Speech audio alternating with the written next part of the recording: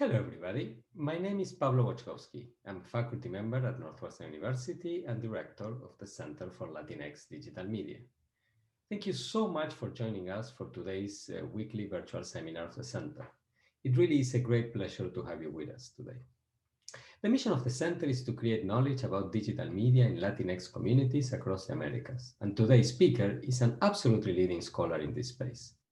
Professor Hernando Rojas is Centennial Professor, holds the Helen Fursbrook Franklin Chair, and is Director of the School of Journalism and Mass Communication at the University of Wisconsin-Madison. Tomás Cuarna, a graduate student in the Comparative Media Studies program at the Massachusetts Institute of Technology and an affiliate at the Center for Latinx Digital Media, will introduce Hernando in just a minute. But before we do that, I would like to start by acknowledging that Northwestern is a community of learners situated within a network of historical and contemporary relationships with Native American tribes, communities, parents, students, and alumni. It is also in close proximity to an urban Native American community in Chicago and near several tribes in the Midwest. The Northwestern campus sits on the traditional homelands of the people of the Council of the Three Fires, the Ojibwe, Potawatomi, and Ottawa, as well as the Menominee, Miami, and Ho-Chunk nations. It was also a site of trade, travel, gathering, and healing for more than a dozen other native tribes, and is still home to over 100,000 tribal members in the state of Illinois. It is within Northwestern's responsibility as an academic institution to disseminate knowledge about Native peoples and the institution's history with them. Consistent with the university's commitment to diversity and inclusion, Northwestern works towards building relationships with Native American communities through academic pursuits, partnerships, historical recognitions, community service, and enrollment efforts. Let me briefly say how the seminar will unfold. First, in just a minute, Tomás will tell us more about Hernando's research and career. Then Hernando will deliver his seminar. And after that, we will open for questions. Please enter your questions in the Q&A function of the webinar. Tomás will moderate. At the end, we will deliver some closing remarks. Once again, many thanks for joining us. And without further ado, Tomás, the screen is all yours. Thank you, Professor Wojtkowski, for introduction and for allowing me to introduce Professor Hernando Rojas. It is an honor to introduce a scholar whose work is so impactful and so relevant to recent events. Professor Hernando Rojas is Centennial Professor, Helen Fursbrook Franklin Chair, and the Director of the School of Journalism and Mass Communication at the University of Wisconsin-Madison. His scholarship focuses on political communication, in particular examining the deployment of new communication technologies for social mobilization, the influence of audience perceptions of media and its effects on public opinion and the structure of the public sphere, and the conditions under which media support democratic governance. Professor Rojas has authored 5 books and over 80 articles and book chapters. His research has won awards from the International Communications Association, the World Association for Public Opinion Research, and the Association for Education, Journalism, and Mass Communication. This year, he was elected a fellow of the International Communication Association, joining a group of 150 living scholars holding this high honor worldwide. Professor Rojas has served as editor-in-chief of the International Journal of Public Opinion Research and multiple editorial boards, and has consulted for numerous organizations like the United Nations Development Program. Lastly, Professor Rojas has a forthcoming volume on social media and political polarization to be published in the Cambridge Element series in political communication. So please join me in welcoming Professor Rojas. Thank you, Tomás and Paulo, for the kind words and the invitation. And so I will share my screen with you, so you will be able to see some of the data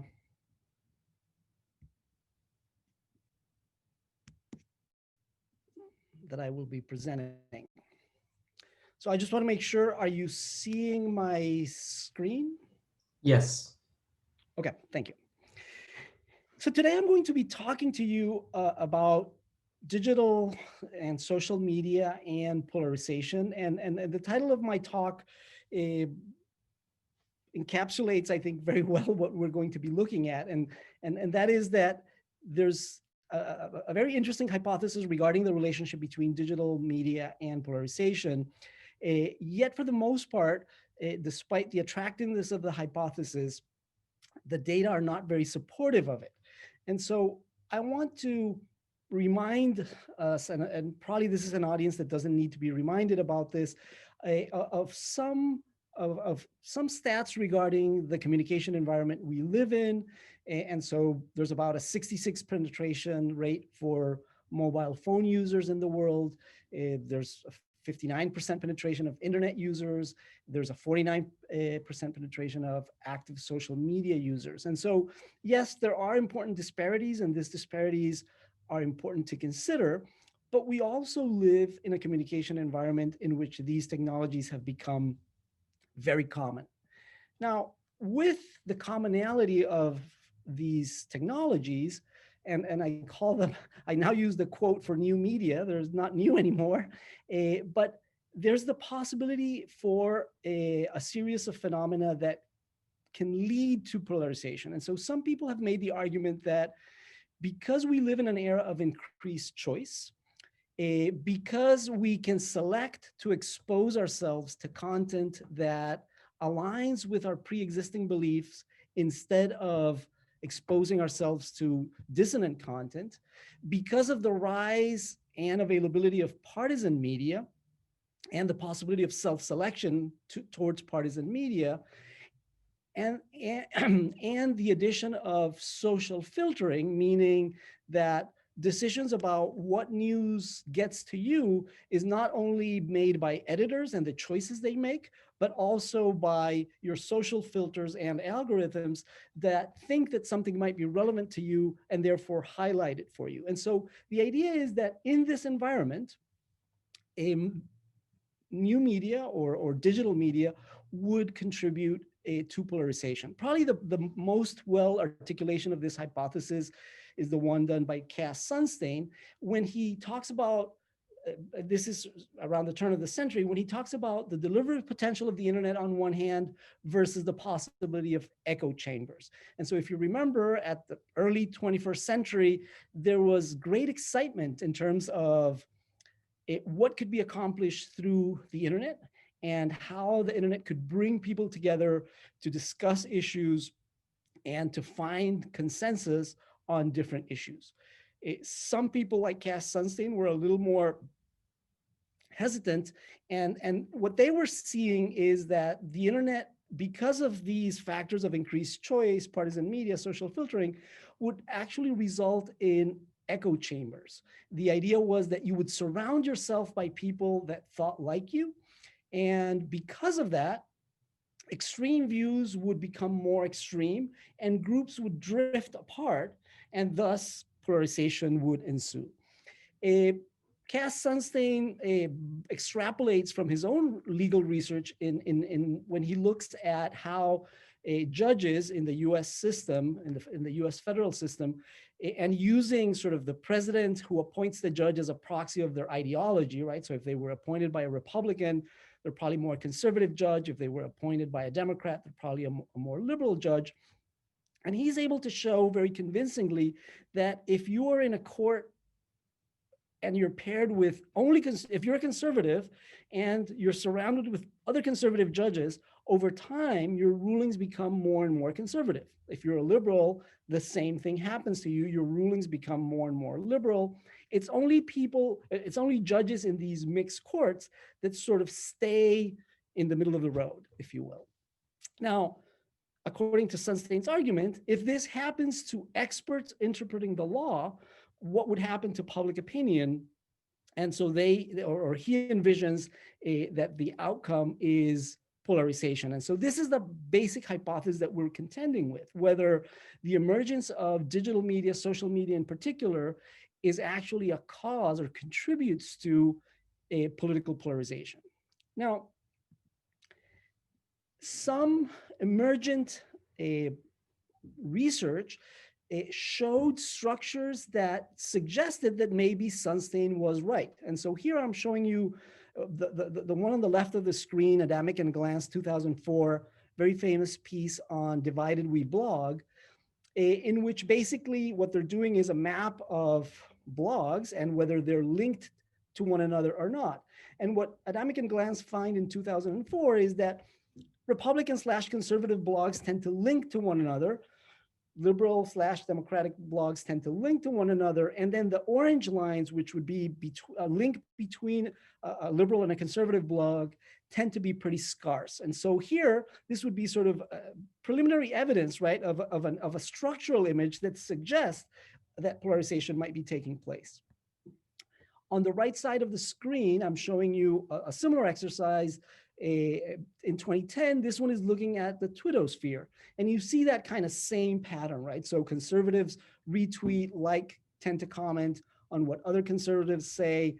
Liberals tend to tweet, like, retweet what other liberals say, and not a lot of interaction in between. And so these maps, these network maps, suggested a structure in which what Kathleen Sunstein was predicting was sort of depicted, if you will.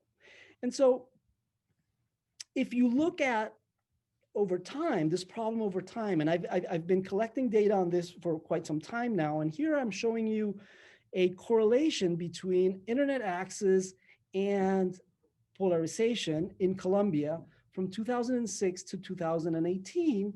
And we see that, yes, polarization in Colombia has increased. At the same time, internet access has increased. Of course, if I were to plot here social media or other types of digital media use, you would see exactly the same pattern, right? So as these technologies have diffused, we've seen, at least in this country, a rise in political polarization. Now, as any one of you who has taken a methods class or a statistics class will attest, correlation does not imply causation, right? And so part of the initial impetus of my research in Colombia was to try and see if we could prove what Cass Sunstein was predicting. Now, before I go on any further, I want to talk a little bit about political polarization and how people think about political polarization, because one of the things here is also a conceptual problem. Sometimes people are talking about polarization in very different ways, and so I want to make sure we're all on the same page. Today, I'm going to be talking about three forms of thinking about political polarization. Polarization as issue polarization, polarization as an affective phenomena, and polarization as a perceptual phenomena. And I'm going to start with issue polarization. The idea with issue polarization is well depicted by the camel and the dromedary that I'm showing you. The basic logic of issue extremity would be that in a society that's not polarized, we would have a distribution, we would have a normal distribution of opinion on the issues. That is one hump, right? Most people are in the middle, there's a few people on one side, and there's a few people on the other. As opposed to a polarized distribution on an issue in which you have this bimodal distribution, the two humps, right? There's a lot of people on this side, there's a lot of people on this other side, and then there's a few people in the middle. And so if Sunstein is right, what we should be seeing is that with the increased deployment and use of these technologies, distribution on opinions on issues should tend to become more bimodal, more like the two hump picture that I'm showing you. And so that's going to be the first thing that I'm going to look at. Then I will talk a little bit about how people define effective and how people have thought of perceived polarization. So let's start with this notion of, are people really becoming more extreme because of their use of new technology? As I was mentioning, I started looking at this in Colombia.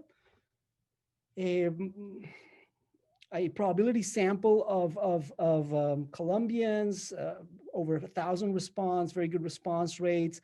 And if you're interested in this particular topic, I have here a citation, and so you can go and look at this particular article.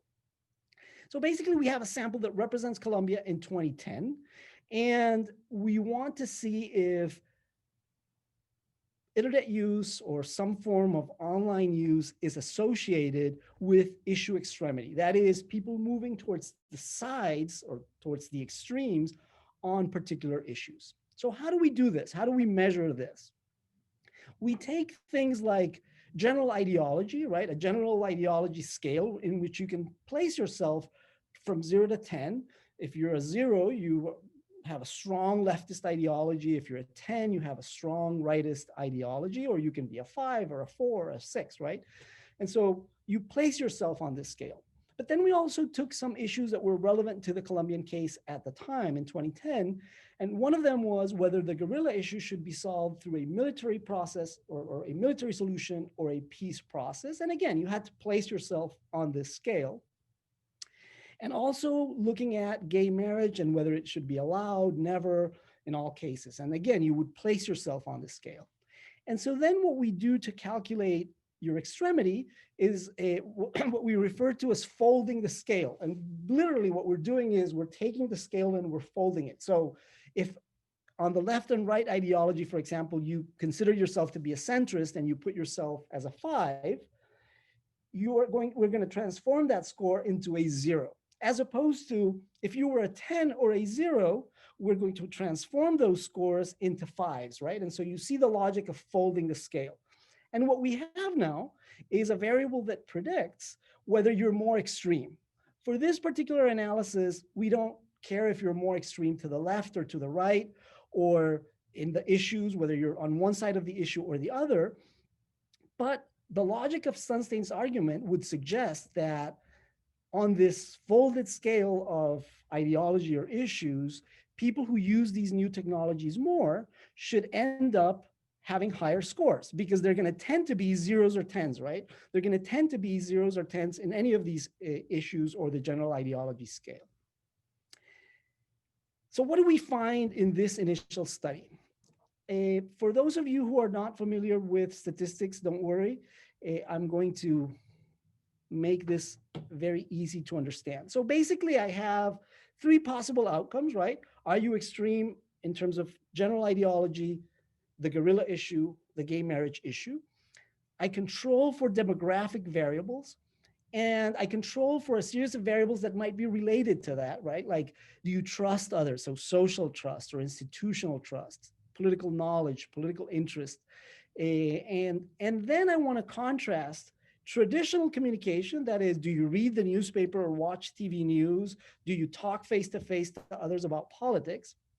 With doing similar things, but doing them online. Are you informed via the web? Do you express yourself via the web? And so let's start with the traditional media. And so if you focus on the gray, highlighted gray rows on this table, what you see is that news exposure is not related to extremity of ideology. And let me just, for those of you who are not very familiar with statistics, there's a convention. These stars represent statistical significance, meaning there's a relationship there. It's unlikely that it happened by chance. So we are somewhat certain that there's a true relationship, if you will. And so going back to the table then, so news exposure is related to being, in Colombia, is related to being more extreme on the guerrilla issue. It's not related to ideological extremity or your position on gay marriage. Face-to-face political conversations are related with being more extreme ideologically on the guerrilla issue, unrelated to your position on gay marriage. And so this is traditional media. And we see that in 3 of these 6 tests, actually, it's contributing, sort of face-to-face conversations and traditional media are contributing to some forms of extremity. Now, why we would have to look at the specific content, right, of that media to be able to respond to the question of why that is happening. But I want you to contrast that with internet use. And so people who are using the internet for information, none of the relationships are significant, meaning if you're being informed via the web, you're not becoming more extreme in any of these 3 forms of extremity.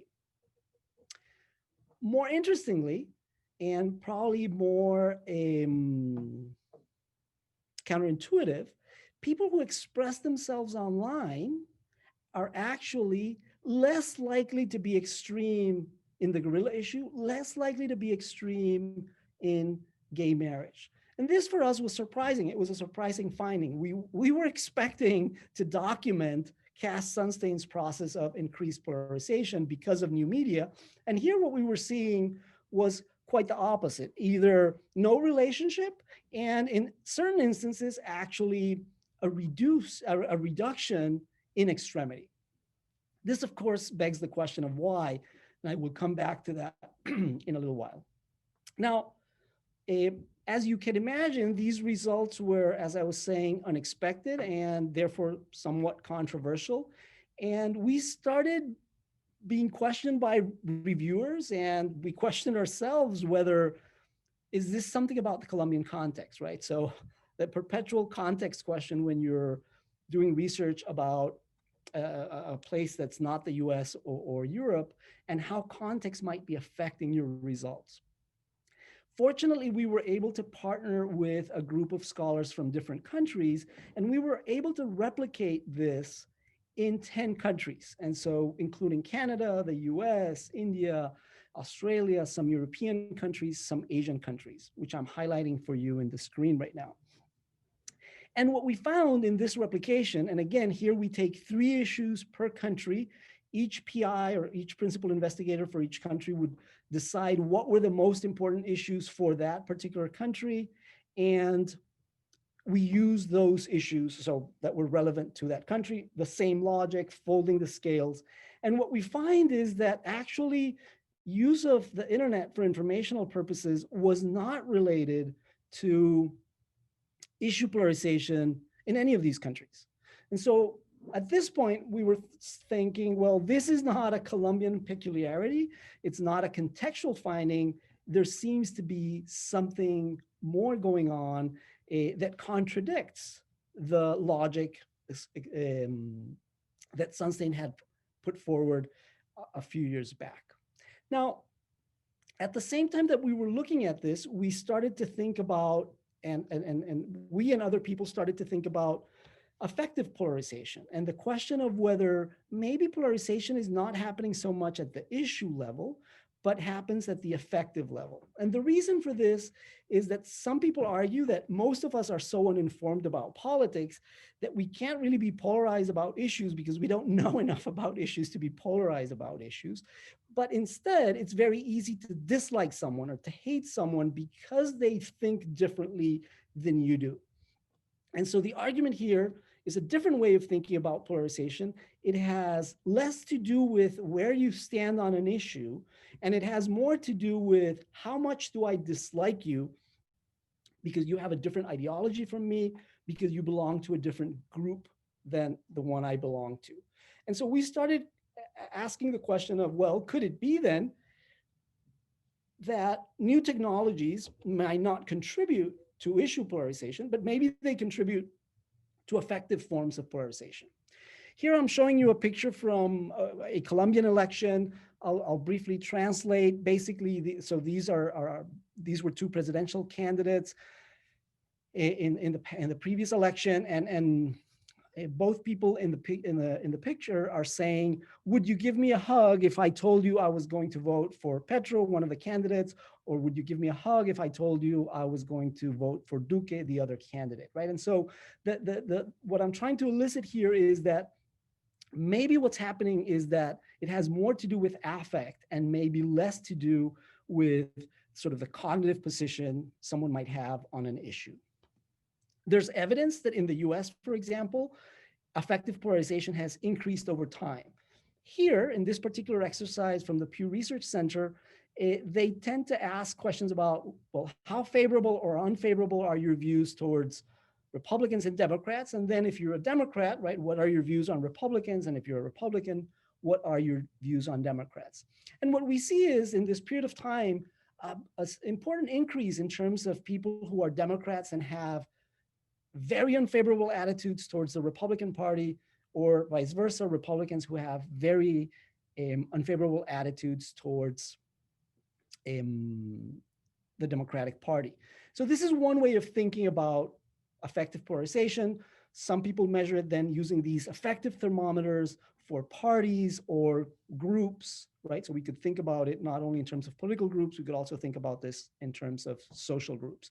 But there's evidence that in the US, there has been this increase in in effective political polarization, to the point that Shanto Iyengar, one of the leading figures in this field, suggests that today Americans are more concerned that their son or daughter might marry someone from the opposing political party, and less if they're from a different religion or from a different ethnicity. And so effective polarization at the party level would have increased substantially in the US. Now, there's other ways to measure this, and here I'm giving you another example. So you can think about attributes and characterize your group versus that other group, right? And here, the same logic is being applied to parties, but I'm showing you results for the US, Mexico, Colombia, and Brazil. In the Mexican and the US case, we have a 1959 data collection. It comes from the famous civic culture study, Alman and Verva. And so we replicated that. And the way they measured this type of effective polarization was they would ask, well, are people from your party intelligent? What about people? Are people from the Republican Party intelligent? And you would say on a scale how intelligent they were. Or what about people from the Republican Party? How intelligent are they, right? And so then these percentages represent when there is a gap in terms of you thinking people from your party are smart, but people from the other party are not smart. And so take a look at the US, for example. 1959, the gap was just 7%. By 2016, that gap had become 28%. Or Mexico, 1959, the gap was 17%. By 2016, it was 42%. In Colombia, we don't have the data from the 50s. We just have this to 2016 data that show that, particularly in Brazil, this effective polarization tends to be expressed as an intelligence gap.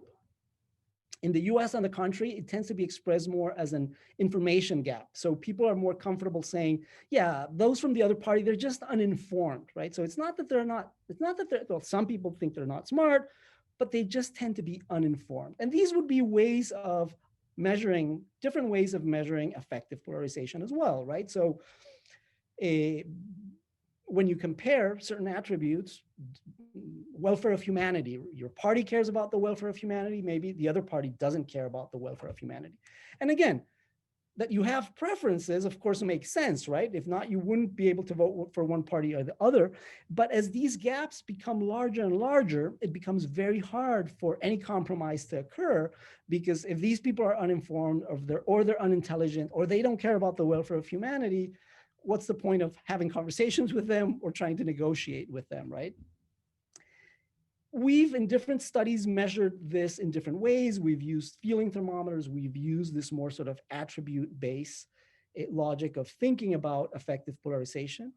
And I wanted to show you, before I go on to my own research, I wanted to show you some work that was recently published by Boxell et al. That shows in certain countries what's the trend in effective polarization by country. And what we see here is that in the US, clearly, as I had shown you already, effective polarization has increased. The same in Canada, the same in Switzerland. But now look at the middle countries, New Zealand, Australia, Britain, pretty much flat line. So these are countries in which there hasn't been an increase in political polarization in the past few years, in effective political polarization. And now take a look at Norway, Sweden, and Germany. In these countries, actually, there's been declines in effective polarization in this same period. This, of course, might already have you thinking, well, if it was a technological effect, right? If it was that technology determines us to become more effectively polarized, well, we should be seeing that in all these countries, effective polarization would have increased, because in all these countries, the deployment and use of these technologies in this period from the 80s to the 2010s has exponentially grown. And so we start seeing that, yes, there is effective polarization growing in some countries, but in other countries, that's not particularly the case. And this ties very well with my own findings, and here I'm also giving you a citation to an article that was recently published in Political Communication. Actually, Pablo had a very nice response to this article within that same issue. And one of the things that we're looking at is we are taking 4 countries and we are seeing whether, and that's the US, China, Japan, and Korea, and we're seeing whether certain forms of media use are related to now not issue polarization, but affective polarization. And what do we find? Here I'm showing you a similar table, so a series of regressions, one for each country. We are controlling for certain demographics. We also control for newspaper and television news use. And then we see whether being informed by social media is positively related or positively correlated with increased affective polarization. And the answer is, in some countries, it is. And so in the US and South Korea, we find that that is the case. There's a positive and significant relationship between being informed via social media, following the news via social media, and being more effectively polarized. But in Japan and China, that is not the case. Some of you might be wondering how we measured effective polarization in China. I can get back to this in the Q&A, but we came up with a scheme in which we said, well, it's a one-party system, but within the party there are tendencies. And so basically what we did was we contrasted people's feelings towards the current Chinese president and the former Chinese president. The current one, the former one being seen as someone much more progressive than the current one, right? And so we thought that maybe that was a way of calculating a polarization within a one-party system. We can talk more about that in the Q&A. But the point I'm trying to make here is that here the evidence is mixed, right? In some countries, and so then the question here becomes, well, why is it that in the US, social media use tends to be related with effective polarization, but not in Japan?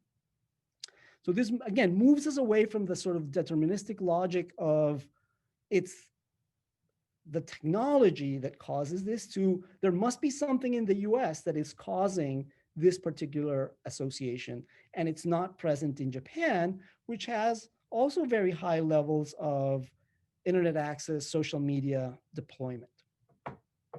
Now, what about our perceptions? And so usually when I have given talks about polarization in different countries, I always start by asking the audience whether they think that their society is more polarized. And usually I get a resounding yes. Most people believe that they live in societies that are extremely polarized or polarizing. And so this has also led some of us to think about, well, could this be a perceptual issue? That is, you think not necessarily your country's polarized, but you think it is. It feels polarized to you. And so we tried to devise a mechanism to see if, could it be that new communication technologies might foster this perception that we live in a more polarized society, in a more polarized world. The way we did it in this particular study, and again, these are the 10 countries that I was talking to you about, and here there's also a reference that you can, if you're more interested in this particular part. So these are the 10 countries that we were considering. But in this study, we added, in addition to having people place themselves in these scales, as I mentioned before, we asked people to place political parties within their society. Here I'm giving you an example from Colombia. Again, it would be on the 3 issues that people, or that were considered for each country as the most relevant issues, the most divisive issues, if you will, in that country. And so then you would say, okay, in my country, I think party A is here and party B is here, or party C if it's a multi-party country, or maybe if it's just 2 parties, I would say party A is here, party B is here. And what we did is we calculated the distance between the 2 parties that you place the furthest away. So in the example that I'm showing you, it would be, there's a long distance in the perception of this person, of this respondent, between party A and party C, right? So they see a lot of difference between those 2 parties. They see them as very polarized. Contrast that with someone who puts both parties right at the middle, right? There might be a little difference, but one party is at 4 on the scale, the other party is at 5 on the scale. So very close to each other. That would be a person that doesn't perceive a lot of polarization within the party system. Now, then what we do is we take this absolute distance, that becomes our measure of whether you perceive a long distance or a large distance between political parties in your country. And we use that measure as a measure of a perceived polarization. There's other ways in which one could think about perceived polarization that are more reliant on social groups and not necessarily on parties, but that's something that we haven't tested yet. And so I'm relying on this part on perceptions about polarization of parties. Now, when we do it this way, what we find is, and here what I'm showing you is for each country, whether there's a relationship controlling for demographics between a particular platform and perceiving more polarization in your country. So let me give you an example. Newspapers.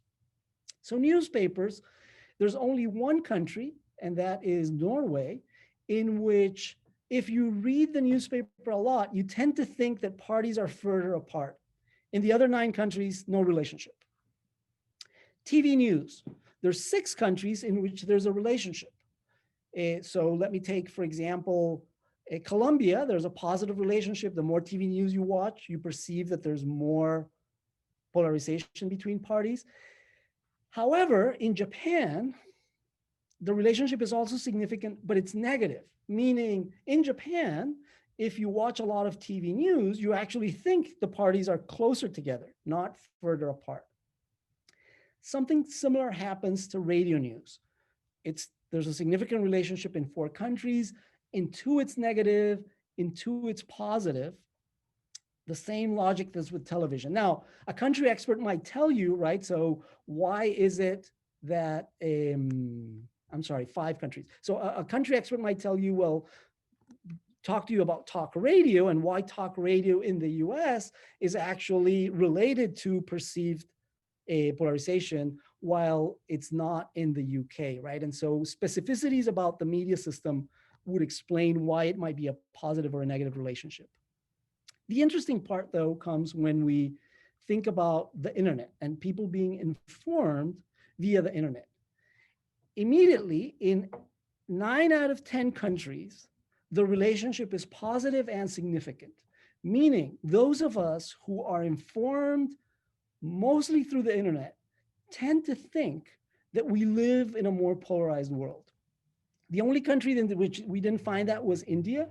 And let me just say, India was probably our worst sample within this particular study. And it was our worst sample because our budget didn't allow for the multiple languages that you need to do a representative survey of India. So we basically had an English language survey, which limits strongly the type of people who are being surveyed. And so on the one hand, we didn't find that in India. At the same time, it's probably the country where we had not the best sample to be making any claims. And so here we have a very strong very consistent set of results, right? So what is it about being informed online that makes us think that we live in a world that's more polarized? And to try to answer these questions, I will first provide a small summary, and then I will provide some tentative answers to 2 questions I've posed so far. So to sum up, we have not found a lot of evidence that using social media or being informed via digital media increases issue extremity. We don't find a lot of support for that in our data. With respect to affective phenomena, the evidence is mixed. In some countries, you find a relationship. In other countries, you don't find a relationship. And so there, the question again is why in certain countries are we seeing this relationship? However, in terms of perceived polarization, there also seems to be a very clear pattern. People who are informed online perceive that their society is more polarized. So we've attributed tentatively this to 2 things. The first one has to do with expression.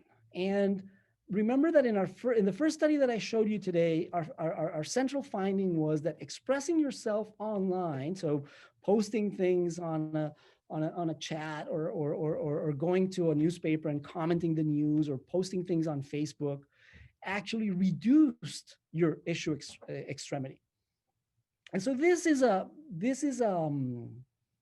as I mentioned, it's pretty counterintuitive, and it might be counterintuitive with your own experience, in which you actually go online and see some very extreme rhetoric and you see a lot of hate. And so it's hard to make sense of this. We have we have a naive theory of why this is happening, and this is a theory that still remains to be tested. But our hypothesis, let's say, is that in the online domain, particularly in social media, you encounter, not as Sunstein was predicting, more homogeneity. What you actually find in social media is much more heterogeneity. It's not perfect heterogeneity. It's not like your Facebook group of friends represent accurately the population at large, but you are actually exposed to much more diverse views within the limitations of your own social network. I will give you some anecdotal evidence of this, but I will also point towards, there's some research on Facebook, people looking at Facebook and the actual information that you get, that also supports this at a more systematic level. So my anecdote to illustrate this has to do with when I was in high school. I used to date someone who, over time, became, for my taste, extremely conservative. To give you an example of how conservative this person is, this is a person who thinks that the Catholic Church, in particular the Spanish Inquisition, was actually a very good thing. It's just that they have bad press. But in theory, or according to this person, they were actually a great institution of the church. Now, because I remain connected to this person via my Facebook account, I'm exposed to things that I would never read. So this person will post things from obscure Catholic newsletters, for example, and I get to read those, right? And so that is something that I would never read in mainstream media, and that is something that, through my stronger ties in face-to-face conversations, I would probably not be exposed to either. But again, as I mentioned, this was a person I dated in high school. So there's a social connection. I don't want to break the tie with them because of their views, or what I consider to be extreme views. Of course, they consider my views to be extreme. And so the point I'm trying to make is that social media in particular provides us with heterogeneous content, and it provides us with an opportunity for reflexivity. What do I mean by this? If I'm going to post something online about abortion, for example, in my Facebook, I imagine that this person is going to read it. And because I imagine that this person is going to read it, I think about very carefully what I want to say. And I put it in a way that I would feel comfortable saying this to this person's face, as opposed to what I might do with a group of friends who have very similar opinions to me, and which we might jokingly say things that are much more extreme. And so what I'm suggesting is that for most people, and again, things are not universal in that sense, right? So there are some people who, you can find examples of people who become polarized at the issue level through their digital consumption. But for most of us, this is actually a space of increased heterogeneity and provides us with an opportunity of reflexivity that actually suggests to us, or moderates for us, or tempers, if you will, our own positions on issues. As I said, this is a hypothesis. I don't have the data to back it up. Now, thinking it in terms of reception, and I will conclude here, why is it that being informed online makes us perceive that we live in a more polarized world? Our response to that is a theory that it hasn't received as much attention as it should have in the field of communication: biased exemplification. That is, we are exposed online to extreme exemplars, and then we think that those exemplars represent a group, which in fact they don't represent. What do I mean by this? When do you post something online that you disagree with? Typically, you will post it because it's so extreme, it's so absurd, it's so out there that in a way you're kind of making fun of it and saying, look what these people think. Now, for the rest of your friends, that now becomes the example of how that group thinks, when in fact you selected that person because they are so extreme. Something similar happens potentially with partisan media, right? It's not necessarily that in partisan media you don't have examples of the other side. It'll be that typically there will be the more extreme, the more bizarre examples, and therefore those becomes the reference point for us in terms of thinking about that other group.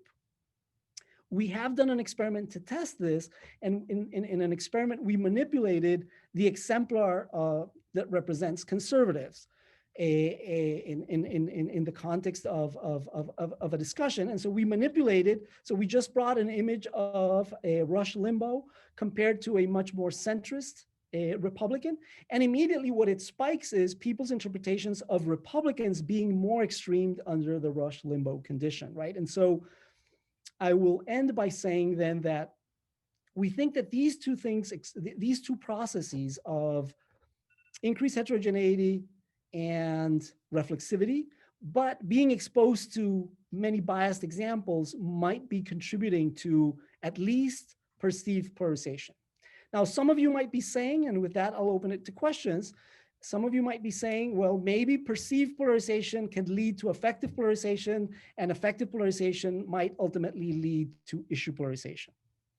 That is true, and as any hypothesis, that is true, meaning that is a true possibility, and as any hypothesis, it might be that this hypothesis refuses to die, but I think this is what we're concentrating our current research efforts in seeing over if these processes over time actually move from perceived to effective to issue polarization. I will stop here and open it up for questions. Great. Thank you, Professor Rojas, for that amazing presentation. If anyone would like to make any questions, there's a small button here below that says Q&A. You can make your questions there. But I'll take the opportunity to answer the first question. So I was wondering if you had thought about differences in platforms in social media use. My hypothesis would be that Twitter and Facebook, there's some difference in how people express themselves there and the consequence there. Yeah, that's a great question, and we have, in particular, and I think you're absolutely right in terms of differences between Facebook and Twitter, right? Facebook is more based on let's call them real world ties, right? It's people that you've known because you studied at a place or you went to a specific school. And so these are people that you know and that are your contacts on Facebook.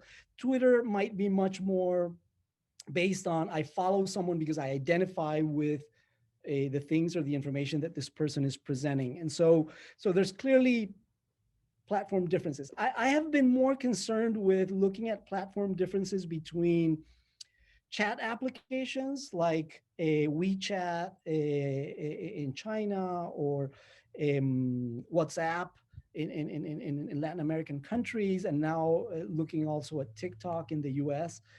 So my hypothesis at a certain point was, okay, so maybe in places like Facebook, because they are so public, maybe there I refrain from exposing views that are so extreme, at least some of us, not everyone, again, and that contributes then to sort of becoming more moderate in your opinions.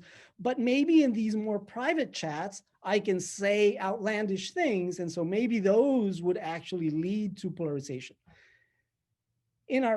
So we've done surveys trying to compare chat applications with these other social networks.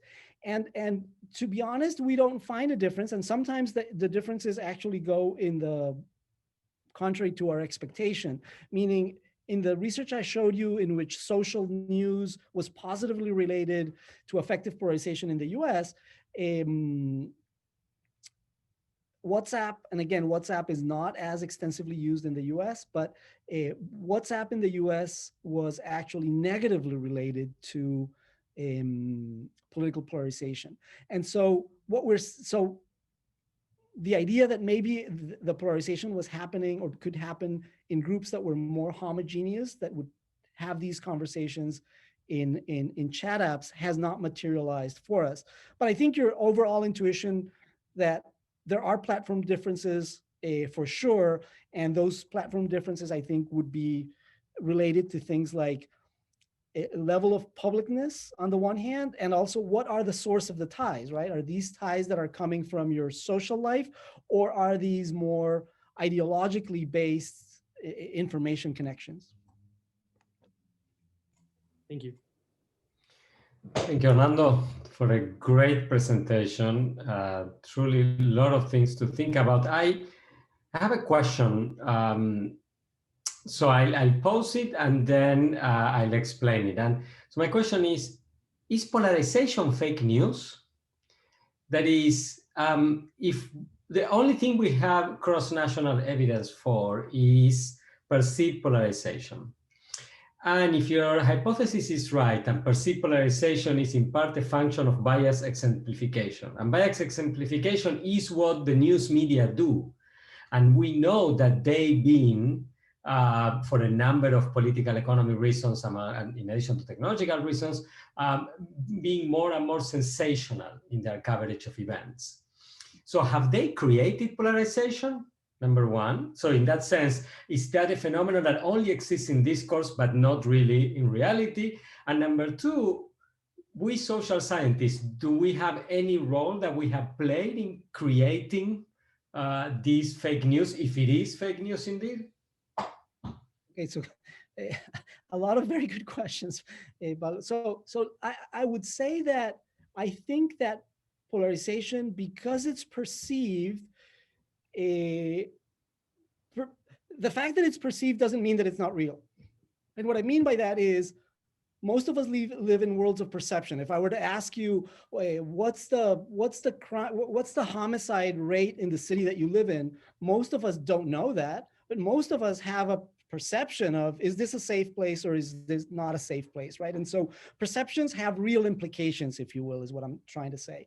And so I wouldn't just say, well, this is just fake. No, I think that these perceptions might have real implications potentially, and one potentially sees those real implications when you see protesters and counter protesters clashing over something, right? And they're clashing in part because they are effectively polarized, and that they are thinking that this other group is a group that you cannot reason with, and therefore you're kind of resorting to violence because you can't really reason with this other group. And so I think that these have very real consequences. Now, I think media can contribute to this through these biased exemplification processes, right? And so again, it goes back to the social protest paradigm. How do you cover a protest? Well, you go, and typically as a journalist, what drives your attention? Oh, there's someone there burning someone. Oh, I'm interested in that, right? And so we focus, as journalists, we focus our attention on the most extreme things that are happening and not on the other thousands of protesters that were peaceful, right? And so in doing that, we are creating the sense of, well, protesters are violent because I'm giving you that particular exemplar. So I think definitely media can contribute to this. There's a big difficulty for media in trying to combat biased exemplification. And that is that as part of this theory, we know that if you give me an example and you give me a statistic, I will remember the example, not the statistic. So as a media outlet, you can say, hey, yeah, I showed you a picture of the violent protester, but I told you that 99% of the protesters were peaceful. But over time, you're going to forget the 99%. You're going to remember the one violent picture that you saw. And so that creates so how can that's an open question. I don't have a good answer for it. And that is, knowing what we know about biased exemplification, how do we cover things in ways that don't create things like false balance or these perceptions that this person represents a group, when in fact we chose them because they are extreme. I would, so I think that there is part a responsibility for media. I think that and I was seeing in the Q&A somebody talking about inequality. Interesting to test and see whether polarization is actually more dependent on inequality. My own hypothesis here is that polarization, particularly effective polarization and perceived polarization, have more to do with elite polarization. So it seems to be clear in the US literature that elites in the US have become more polarized. As these elites have become more polarized, they have started to bring the public apart. And so I think that it's probably a process that is influenced by media and by elites within given countries that see in polarization as strategy. So again, I don't think of it as fake news. I see it as it can be a strategy for a minority to govern a majority and use polarization to maintain power, right? Because you're protecting them from this other big evil out there that you need to be protected from. So I see it more as a result of those two things. You also mentioned whether we as academics have a responsibility in this. My perception is that we don't, but that's probably because I'm academic. And so we probably do. I have to think more about that part of your question. Thank you, Hernando. There's another question in the Q&A that's from Belén Corropoli. She mentions that Twitter, she considers Twitter to be the worst social network because we can be anonymous and anyone can answer tweets and we can avoid the spread of fake news. And she's asking about what do you think about Twitter as a platform? So I think Twitter, I'm not only going to talk about Twitter. I think in general, social media platforms pose very important challenges to democracies. The first one being, okay, so who gets to regulate what can and can't be said within a platform, right? And so on the one hand, we want these platforms to control hate speech, but at the same time, how do we ensure that they are giving the possibility for alternative views to be expressed? And so our framework has always been a framework of free speech, thinking about governments and trying to protect free speech from governments. But now we have these corporate actors, including Twitter, that are taking it upon themselves, and we are asking them to take upon themselves to become judges of what can circulate and what shouldn't circulate, or at least should circulate with certain specific, like President Trump's tweets now all the time have this information has been contested, or et cetera. So I don't think, I welcome these platforms in the sense that they open up possibilities for communication. They open up for the possibility for more people to join in these dialogues. But conversation is a messy phenomenon. So it's not like, oh, if people were only talking face to face. No, if you organize a community forum and there's tension and there's issues, you can get a very nasty face-to-face community forum. And so I think that we're in the process of sort of developing ways of harnessing the power of these online social platforms to increase democracy. But we've been facing a 20-year period of decreasing democracy, which again, I'm not trying to say that this is because of social media. I think that there's other factors, particularly the one pointed out by one of the questions. So I think inequality has more to do with that in terms of so increasing inequality and decreasing democracy. But so I guess I wouldn't demonize Twitter, but we do find better ways to control the spread of misinformation. The problem, of course, is that my misinformation is somebody else's truth, right? And so how do we adjudicate truth in a society that can publish in real time and try to correct later? Still an open question. That is an excellent way to wrap up a superb seminar, Hernando. There is a lot to think about this. So I want to first thank Tomas for great introduction and moderation, Hernando for a truly terrific presentation, our audience for joining us and staying with us through the end. And I want to conclude by inviting everybody to the next and last seminar of this quarter of the Center for Latinx Digital Media with Mireya Marquez Ramirez from Universidad Iberoamericana in Mexico City. Thank you very much again and hope you have a great rest of your days and week. Bye now. Thank you, and thanks for the invitation. Our pleasure.